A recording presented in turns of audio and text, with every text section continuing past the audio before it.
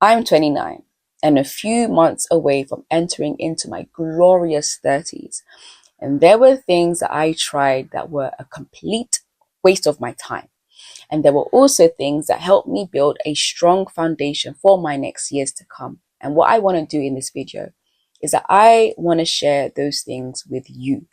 And this is from someone that was in a relationship that she shouldn't have been in for 6 years, to then deal with a weed addiction in those 6 years, and then come out of that relationship as a single parent with no sense of identity, no personal awareness, no purpose, no confidence, lack of clarity and direction, to then get into depression and then try to figure out my life for another 4.5 years. And for someone that's been through all of that, I think I know a thing or two.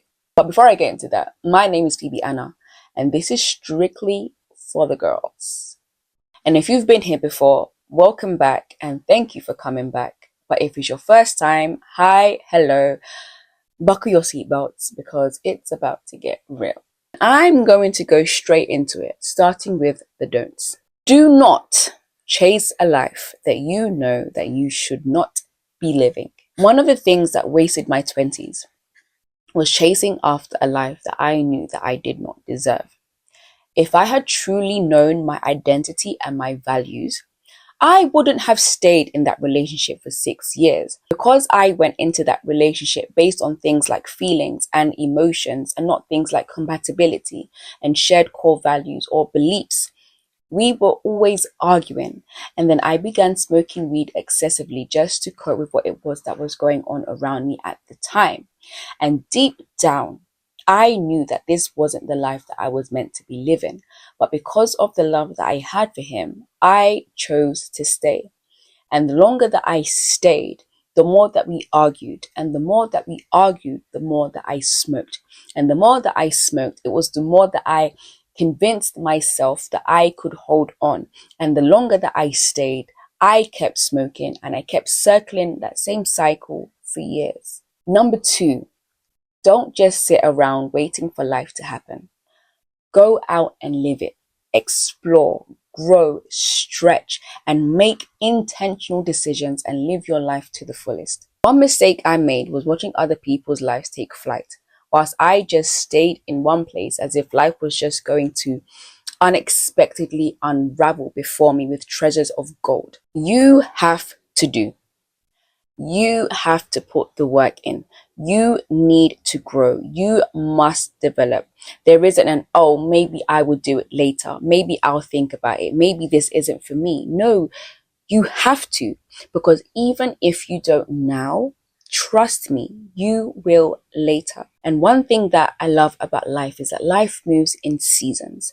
There's a season to learn, and there's a season to fail, and there's a season to stumble, and that is perfectly okay. But then there's also a season to apply what you've learned and then move with clarity and purpose. What you don't want to do is to be in a season of reaping and you are still sowing. That is a sign that you've stayed too long in a season of passivity or delay. And now you are behind where you are meant to be. One thing I hate about this generation is how much we've glorified laziness and complacency. What we've done is we've turned take your time into a lifestyle of never growing. We act as if we own time, as if time is ours to waste, but it's not. We don't own time. We are not in control of time. And social media might tell you that you've got time, you can live life however you want. But I'm not going to sit here and lie to you like that, because there are people in their 40s that are living in deep regret over choices that they made in their 20s and their 30s. And no matter how much culture tells you that it's fine, it's not right. And I refuse to be looking back with regret, knowing that I could have done things differently, and you shouldn't want that either. Now, looking at the don'ts, I'm not going to go into the do's, but I'm going to combine the two together. And with these do's, they ensure that you live a life of purpose and fulfillment and also accuracy. Know your identity and live your life according to your values. I was in a relationship for 6 years and I had no idea who I was. I didn't know what I liked or what I disliked or where I was even heading to.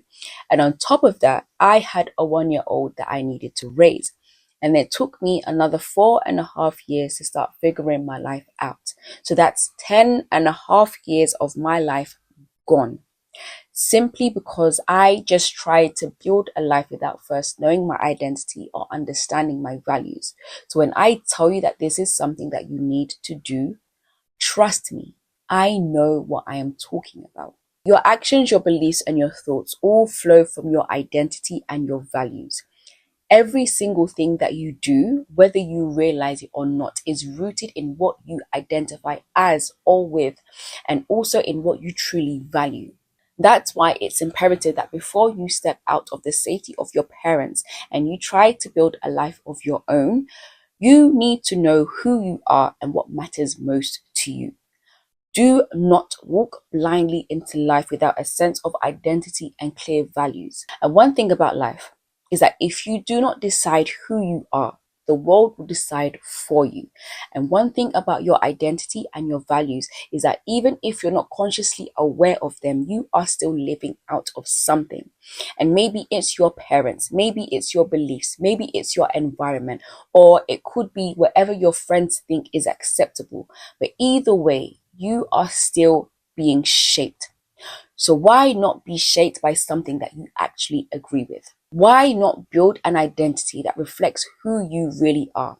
One that you have chosen, one that you have defined, one that you have reinforced for yourself. And that is my really short list of do's and don'ts in your 20s.